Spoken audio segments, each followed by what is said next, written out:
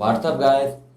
Xiaomi has quietly launched the Redmi Y3 Active globally, seemingly a sibling of the Redmi Y3 Youth Edition. The Redmi Y3 Active has a 1.3-inch display, up to 12 days of battery life, and a simple design.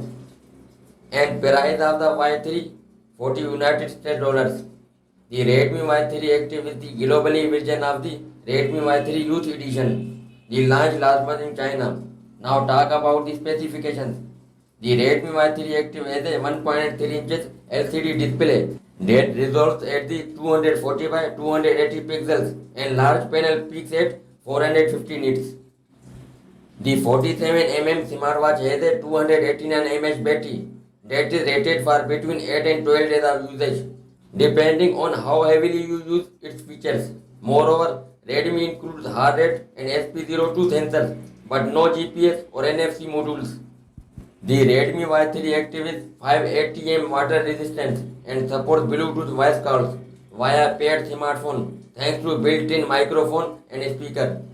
The smartwatch is preloaded with the over 200 watch faces and 100 sports modes too. That's all for now and thanks for watching. Guys, if you like my video, please subscribe my channel. Thanks.